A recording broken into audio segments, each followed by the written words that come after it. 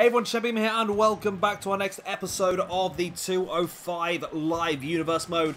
We've got a big championship match this evening as Akira Tozawa makes his first defense of the light heavyweight championship against TJ Perkins.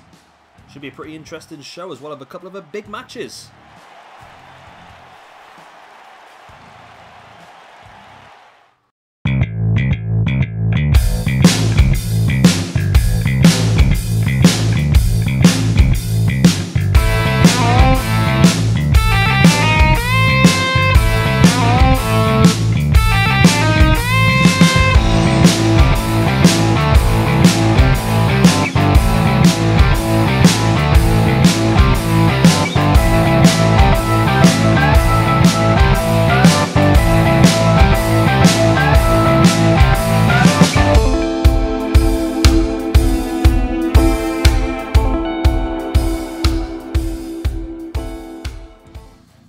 And we're going to start things off then with a tag team match. So the winner of this one will face off against the Lucha Dragons next episode, I believe, for a chance to become the tag team #1 contenders to face off against the New Day.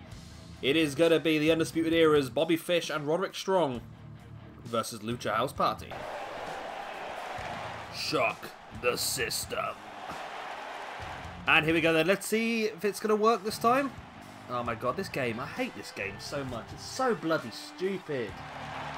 Why does it insist that Roderick Strong is not a part of Undisputed? He's in the bloody list. Why does it make him enter separately every single time? I don't know. Right. It's Bobby Fish and Roderick Strong. Yeah, he's there in the background. You just can't quite see him. Honestly, he's there. Honestly. And here is their opponents in the Lucha House Party, Gran Metalik and Lince Dorado. And here we go. Now, this one is going to be Tornado, you know, just for a bit of fun. And I'm a bit fed up of normal tag team matches at the moment because they don't seem to work very well. So we have gone Tornado. I would feel like on paper, the Undisputed Era's Bobby Fish and Roderick Strong would be favourites for this one. However, you know, weirder things have happened, I suppose. But yeah, I'm looking forward to this match. Of course, like I said, the winners will get Lucha Dragons. It's not next episode, it's the episode after. Next episode is a big one. Next episode should be Pete Dunne versus Eddie Guerrero for the Cruiserweight Championship, but we still have no idea what sort of state Eddie Guerrero is in after that attack a few episodes ago by Andrade Cien Almas backstage. It was a pretty brutal attack that ended in a hammerlock DDT, face first into the concrete. The doctors have not signed him off yet and are very wary to do so as well. When you take that sort of damage, it's very, very risky. So that's going to be an interesting one to see what happens. But either way, the belt will be defended next week. It will be defended. Whether it's Eddie Guerrero or not, we'll definitely make sure there is a Cruiserweight Championship match on the next episode. Right, we'll also be crowning the last member of the Money in the Bank qualifiers next week. And of course, we've got one member tonight as well in our next match, which is going to be Cedric Alexander, Mustafa Ali, Ariya, Daivari, and Ricochet tonight. And next week, it's going to be Travis Banks, Noam Dar, Morgan Webster, and Zach Gibson. And that'll be your final two people in that Money in the Bank ladder match, which would make it up to 6. And then, yeah, like I said, we're going to have an interesting tag team match as well. The New Day are very, very good tag team champions. Be interesting to see which one of these teams can face up against them and potentially take this belt away from them as well. Bobby Fish in the middle of the ring now, in control of Lince Dorado, just twisting that leg. As Roderick Strong hitting a pretty strong backbreaker. Of course, the messiah of the backbreaker himself. And of course, yeah, like I said, our main event here this evening will be Akira Tozawa defending his light heavyweight championship for the first time against TJP. Now, TJP got this match when he defeated Sami Zayn a few weeks back, which is quite interesting. Yeah, no sort of idea what state Eddie Guerrero is in after that attack. It was pretty brutal, wasn't it, back there? Almas really just wiped the floor with him. And it'd be interesting to see what happens there. And that sort of feud just seems to have bubbled over from NXT and just seems to have got worse and worse. And yeah, it's not a good. It's not good for them too. Also, don't forget about the Hideo Itami Oni Lorcan situation. That We are looking to come to an end of that situation in a few weeks' time. Of course, that was when Hideo Itami assaulted Oni Lorcan after their match a few weeks back, and then Oni Lorcan actually interfered. Hello. I think Lince Dorado just tapped out to the knee bar by Bobby Fish. I didn't even notice, but I think he did, you know. Undisputed Era are victorious. Bobby Fish getting the submission victory over Lince Dorado.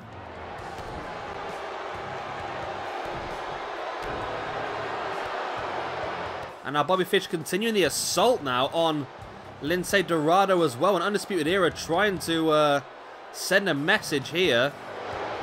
They've defeated one set of Luchas. Just the Lucha Dragons ahead now. And if they defeat them as well... Oh, Roderick Strong's now invisible. Wow, this game. Decides Roderick Strong does not deserve to enter with his tag team partner and then makes him invisible for the cutscene. This is just outstanding coding, 2K and Ukes. Incredible, incredible work. And here is our next match of the evening, a fatal 4-way elimination match where the winner of this one will be the 5th man in that Money in a Bank ladder match. This one is Ariya Daivari, Cedric Alexander, Mustafa Ali, and Ricochet. Here is the first man in this match, then it is going to be Cedric Alexander. I expect good things from Cedric Alexander. I think this is the first time he's actually had a match in this Universe mode so far. Looking down my list, yeah, I don't see his name at all. So yeah, his first chance for Cedric to show himself in this Universe mode. Of course, he was part of the Cruiserweight Classic tournament, unsuccessfully, of course. But this is his first chance to show what he can do in this. Next up then, yes, we have Mustafa Ali. And once again, scanning down my list of matches, I don't believe Mustafa Ali's wrestled yet. This is his first chance to show what he can do. Of course, once again, we did see him in the Cruiserweight Classic, and now a great chance for him to showcase himself in the 205 Live Universe mode. Next up then is Ariya Daivari, who has had one match so far on the losing side to Xavier Woods, but Ariya Daivari was absolutely stunning in the Cruiserweight Classic tournament, winning his pool, which was an incredibly difficult pool as well, knocking out some of the biggest names in that competition along the way. Did so well to get himself to the semi-finals, and it's a great chance here for him to show what he can do again. And here is then the final man in this match. It is going to be Ricochet. So far has had one match in this Universe mode on the winning side of Drew Gulak a couple of episodes ago. Can he continue that winning form going on here today and secure himself a place in that Money in the Bank ladder match? Here we go then. Fatal 4-way elimination. The winner will join Sin Cara. Oh, I'm going to have to move that match, aren't I? Sin Cara, I've really made a mess of that episode. Sin Cara, Kyle O'Reilly, Mandrews, and Tommaso Ciampa in that Money in the Bank ladder match, with just one more person to be announced next week in what is going to be a very NXT UK match between Travis Banks, Noam Dar, Morgan Webster, and Zach Gibson. It's going to be a pretty cool couple of weeks, actually. Got a lot of stuff going on. I seem to have Sin Cara booked a hell of a lot. Of course, I've got down. Not next episode is when we're gonna have our Cruiserweight Championship match and our last Money in the Bank qualifier. The episode after was supposed to be the Money in the Bank match and the Tag Team No More Contendership, and they also had a Lucha Triple Threat set. Sin Cara is now involved in all 3 matches on that episode, so I might have to mix and match that a little bit. Just move the matches around and spread them around different weeks. Look at Sin Cara, eh? He seems to get around a lot, doesn't he? I believe Sin Cara was the winner of our first ever Cruiserweight Classic, if I remember correctly. Normally did as part of... it wasn't Cruiserweight Classic, it was the King of the Cruiserweights tournament, which was at the time an SWE event that was a mixture between our Adrenaline and Octane rosters. Nice spinning Hurricanrana there by Ricochet on Mustafa Ali. I can't wait for that DLC to come out of Ricochet involved. I think they've released obviously the Titans packs. We've got War Machine, Bobby Lashley, and EC3 so far, which is a bit on the light side. Bit on the late side.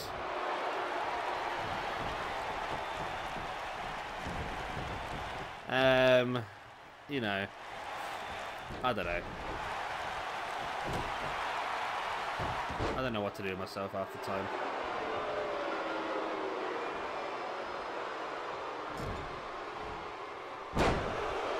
We'll get there. I think it's the... What is it? The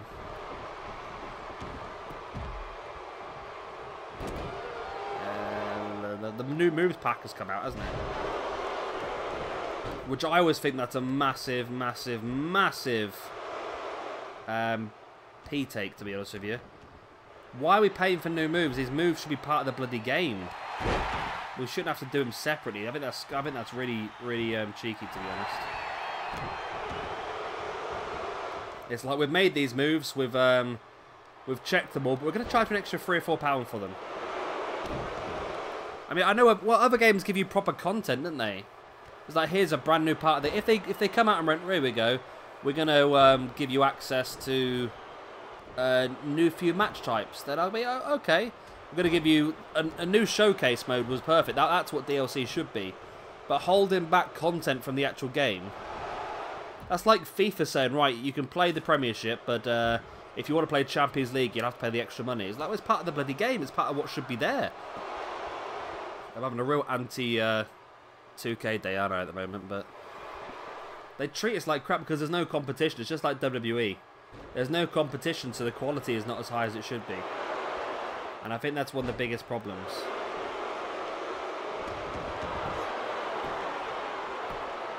And as soon as there is competition, that's when you think when WWE was at its best, you think the Attitude Era, you think late 90s, and that was when there was competition from WCW. And that's what they need now, I think.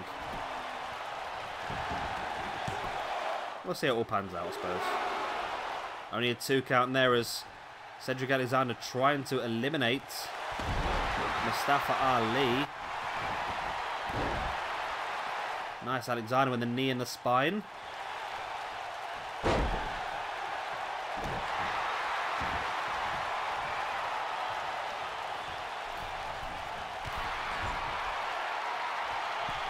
Mustafa Ali was up on top, but Ricochet now catches him. Nice Frankensteiner. And this match has been pretty crazy so far.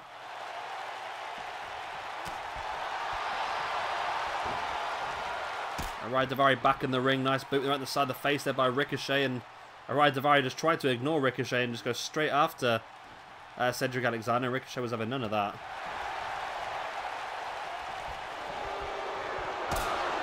Nice super kick by Ariya Daivari. And Ricochet laid out now. But they're not going for the pin. That's weird. They've not gone for the pin. Nice jawbreaker by Mustafa Ali. Still 4 men in this match, and again another super kick. That's the one thing about the Cruiserweight. Seems to be a lot of super kicks knocking around, isn't there? Ariya Daivari, nice clothesline brainbust there by Cedric Alexander as well. Cedric with the right hand in the gut and now into a Hurricanrana.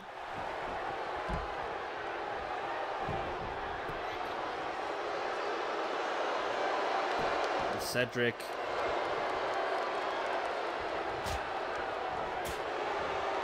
Gets a chop across the neck. Nice reverse DDT now heading up to the top.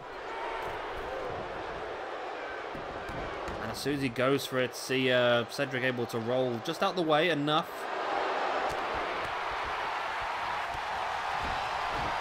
I still can't believe there's been no eliminations in this match so far. It's been crazy, isn't it? Nice Tornado DDT by Cedric Alexander as Ricochet just sends Ariya Daivari to the outside, which is not a terrible place for Ariya Daivari to be.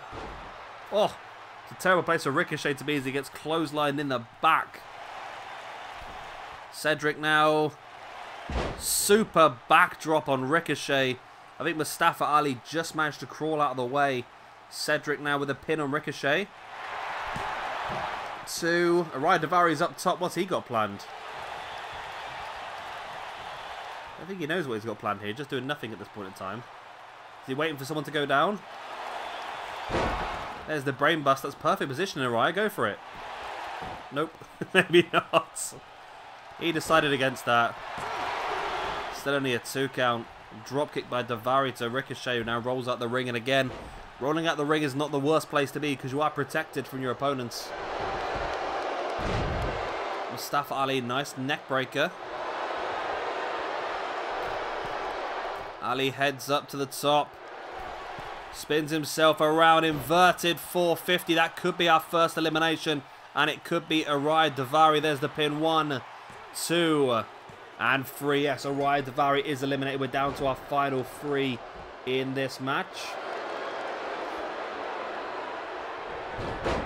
Nice Hurricanrana there by... well, spinning heads, should I say, really. Ricochet now, nice boot right to the side of the head. Mustafa Ali with the Liger bomb.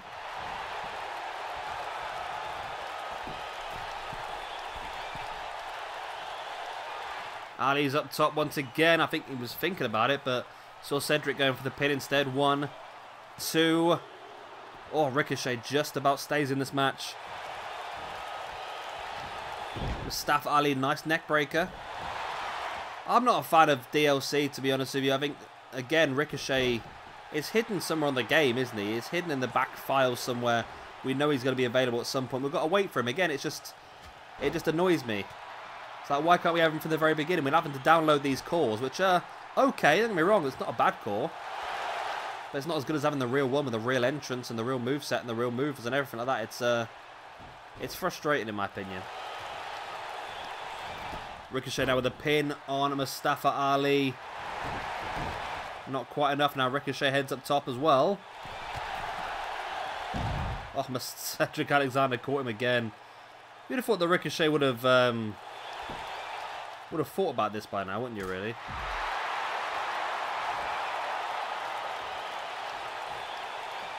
I mean, there's several times he's been up to the top now, and there's several times he's just crashed to the ground.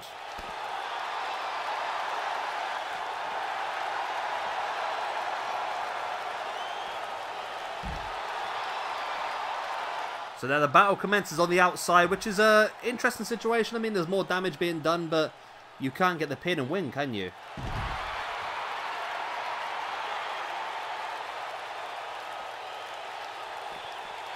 Mustafa Ali now sending Cedric back into the ring. Ricochet catches him with a knee in the face.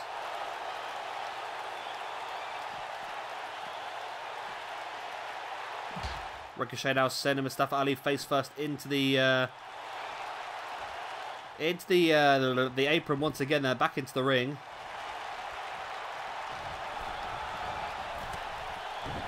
Ricochet, come on, man. Have you not learnt yet that you're just going to get knocked off? Oh, no. But he does get caught. So Mustafa Ali powerbombs him. Oh, my God, Ricochet. Stop taking so many high risks. Oh, nice maneuver there by Cedric Alexander, just dropping Mustafa Ali face first. This has been a hell of a match, this, I'll tell you. Which was always going to be, wasn't it, with these guys involved. Cedric dropping Ricochet face first. He goes for the pin, but Ricochet's been afforded a bit of time here to recuperate. And it's only enough for a 2 count. That's boot in the spine by Cedric, but Ricochet's back up to his feet, now taking Cedric up on his shoulders. There's that boot right in the side of the head once again. Ricochet rolls him over in for the pin. 1, 2. Still only a 2 count, my word. These 3 guys all desperate to be part of that Money in the Bank. They know that winning that Money in the Bank almost guarantees you the championship.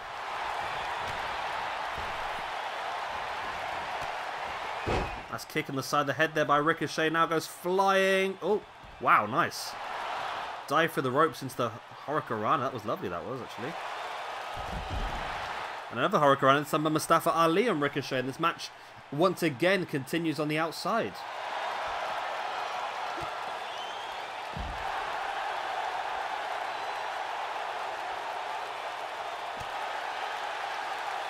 Cedric now, nice flatliner.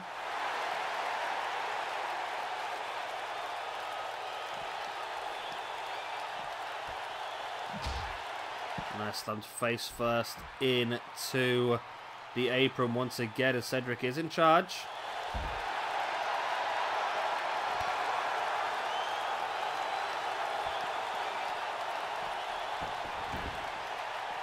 Cedric throws Mustafa Ali back into the ring.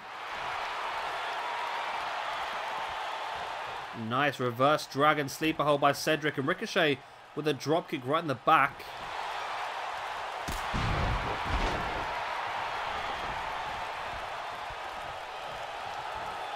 Ricochet heads up top. Does he have a... No, he doesn't. So 680, I always get confused.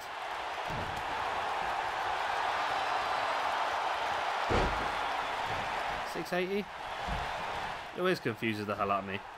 I know it's a number, but the number is just... Yeah, it's a 680?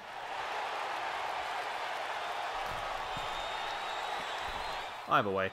Mustafa Ali now standing on the top with Cedric Alexander in with the standing Spanish fly. He flew alright. 2. And no, Cedric kicked out. Wow.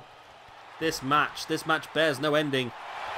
As Mustafa Ali drops neck first across that bottom rope. Ricochet now with... Well, just brutalizing Mustafa Ali here, actually.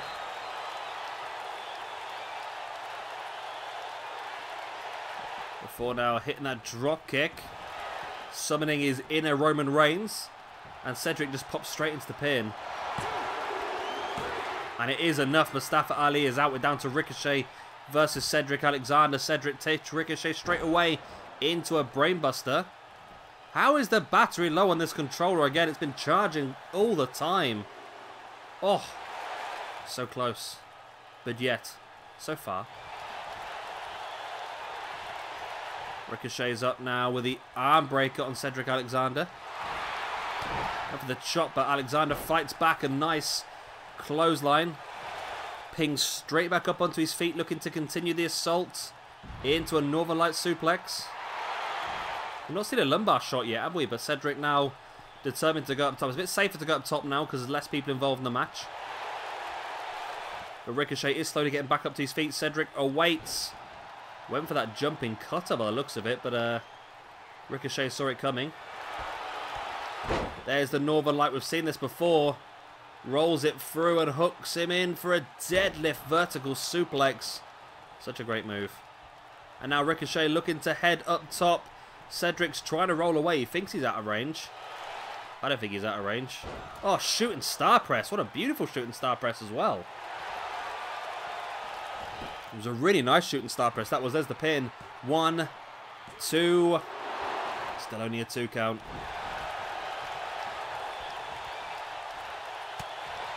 Ricochet trying to bring Cedric back up, but Cedric fights back with the elbow in the gut now. Hooking Ricochet in. Oh, lovely. This was like a spinning Steiner screwdriver, that, wasn't it? Cedric now dropping Ricochet face first into the mat. Ricochet rolls out the way. Cedric now with a boot in the gut.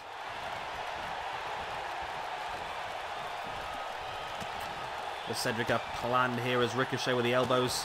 And another big elbow as well.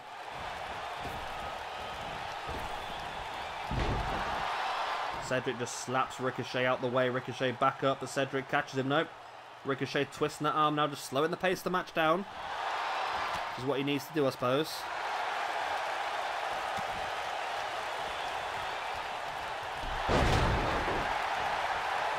Ricochet now stalking the grounded Cedric Alexander. Which one of these two guys is going to do it? One of these two guys will be part of that Money in the Bank ladder match in a couple of episodes' time. Now, my word, I think it's going to be one of the favourites.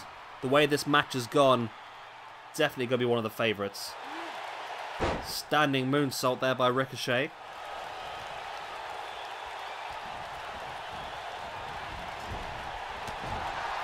Ricochet, nice. Running uppercut into the corner. Still not enough. You need to do more, people.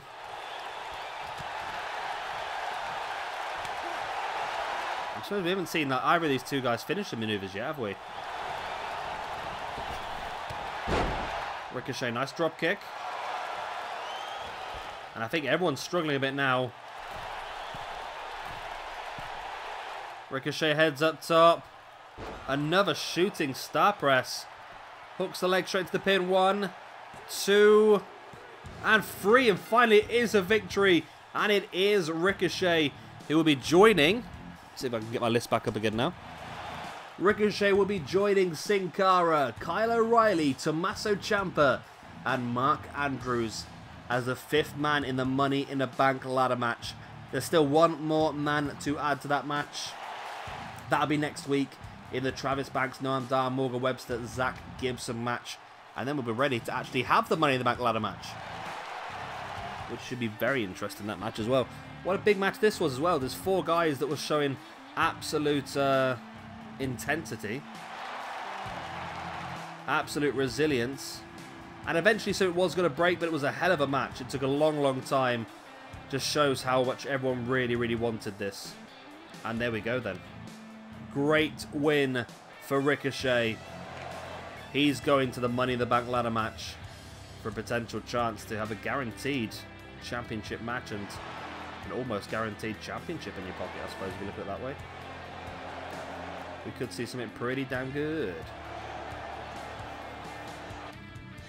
And here we go then, time for our main event of the evening. TJP gets an opportunity to fight Akira Tozawa for the Light Heavyweight Championship. The following match is scheduled for one fall, and it is for the Light Heavyweight Championship. Introducing first, your challenger from the arcade. I don't know where he's from, so I'm just gonna... He's from the Philippines, isn't he? That's what they say. I don't think he's actually from the Philippines. I think he's got like family from the Philippines, and WWE just like to use that as a way to say he's from a different nation, I think. Either way, TJ Perkins is here. Of course, he got this match as a reward for beating Sami Zayn, which I thought was a massive victory for him. And it was a massive victory for him, and it's definitely afforded him some great opportunity. And here is your champion then, Akira Tozawa. He won an 8-man elimination match, I believe, at NXT TakeOver. Or NXT Shabby TakeOver, shall we say. To win this belt. And this is his first championship defense. And he'll be hoping that it's going to be a successful one.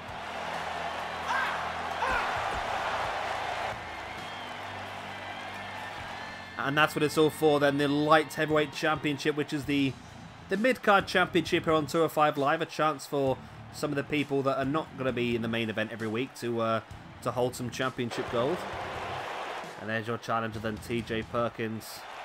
And the champion, Akira Tozawa. I like Akira Tozawa. I've liked him a lot. He was on one of the very first... one of the very first indie DVDs I ever had was a... It was a Dragon Gate USA, which is now what's evolved into Evolve Wrestling. And he was part of that, and he was fantastic on that. Really enjoyed having him there, and it was one of my very first events. It was so amazing to watch. It was Daniel Bryan's last independent match before his second run at WWE. And it was, who else was on there? Davey Richards was on there. Davey Richards had an incredible match. But Akira Tozawa was fantastic as well. Akira Tozawa, it was so entertaining. Again, he's just a bit like Nakamura in the way that he's just got immense amounts of charisma. TJ straight in with the pin, wow. And he can just make this charisma without really doing much. And I remember just one part of the match where he was fighting on the outside. I think he was playing a heel in this match. He was fighting on the outside, and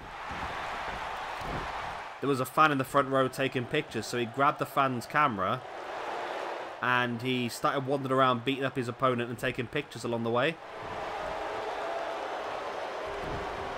which I thought was quite funny. It was a really good show actually, but yeah, that was my first experience of Akira Tozawa, one of my very first shows. I think the very first independent show I ever watched was a Combat Zone Wrestling one.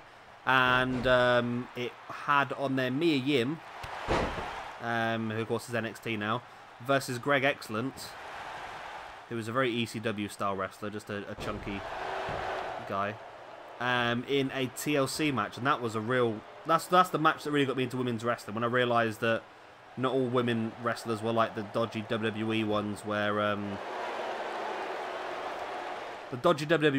where they just were there for their looks and not actually for their ability. Whereas now, yeah, that really made me realise just how good they could be.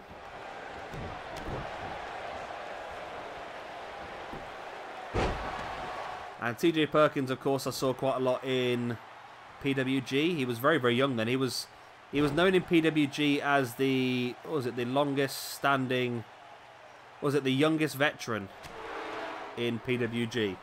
Because he was only quite young at the time. He'd been wrestling since he was like, he'd been wrestling proper shows since he was 14. So he'd been going for a hell of a long time.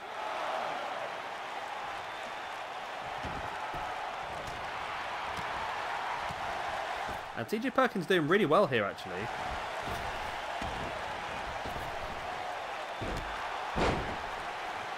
He is in quite a bit of control of Akira Tozawa, and he has got that momentum with that massive win over TJ Perkins. Akira Tozawa, I believe, yeah, this is his first actual match in this universe mode. So TJP has built up some momentum, whereas Akira Tozawa's struggling a little bit, isn't he? TJP now, nice Hurricanrana.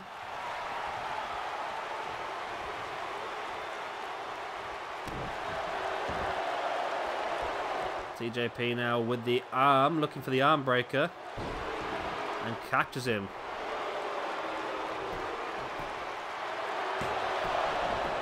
Very enough for a 1 count though. TJP, nice boot right in the, well, both legs now. Takes Akira Tozawa up to the top. Oh, wow, what a move that is. If that is slightly landed incorrectly, that could be incredibly dangerous and incredibly painful.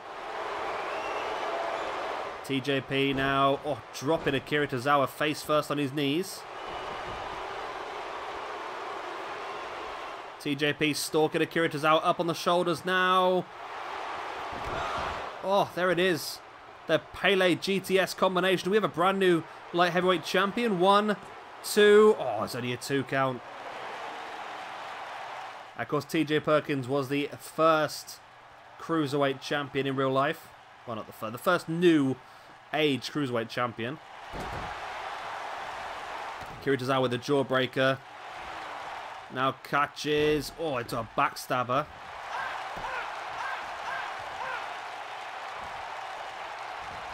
Akira Tozawa now clotheslines TJP back up for a second. Ducks a return clothesline into a super kick. Akira Tozawa, nice spinning boot right to the side of the head of TJP. And now Akira Tozawa heading up top. It's not normally Akira Tozawa's style, but he hits it really well. And once again, he's going up top. And this time with the back senton. There's the pin. Referee slow down, but 1, 2, and 3. And Akira Tozawa with that big back senton successfully retains his light heavyweight championship here. Unlucky for TJP, who I thought really dominated large portions of this match. And I really thought he was going to win it, but it just wasn't enough in the end. And Akira Tozawa does come out on top after those 2 big high-risk maneuvers. I was saying it's not normally the sort of thing he would do, the high-risk maneuvers, but there it is. High risk, high reward. And that's exactly what he got. High reward in retaining his championship. So there we go. Unfortunate for TJP. But a great win there for Akira Tozawa, who defends his championship and will continue on this universe mode as the light heavyweight champion. I wonder who's going to be the next person to get an opportunity. We'll have to have some sort of number 1 contendership soon, right? Or we'll just see who's earning the right. I mean, so far, I think Ariya Daivari should get him. But then again, I say that, but Ariya Daivari has had 2 matches so far, which he's lost. So whether he deserves a match, I don't know, to be honest with you. But Buddy Murphy's had a win. Xavier Woods has had a win, but he's already the tag team champion. Hideo, Sin Cara, Mandrews. No one amazing, is there, really? But we'll have to see how it goes, won't we? We'll have to cross that bridge as we come to it. I'd like maybe like Drew Gulak or someone like that to have a good opportunity. But yeah, we'll keep going. We'll see what happens. See how things pan out. I've got some ideas brewing in the old noggin of mine. Anyway, we're going to call that it for an episode. Of course, if you have enjoyed this one, please do hit a like and, of course, subscribe if you want to see some more.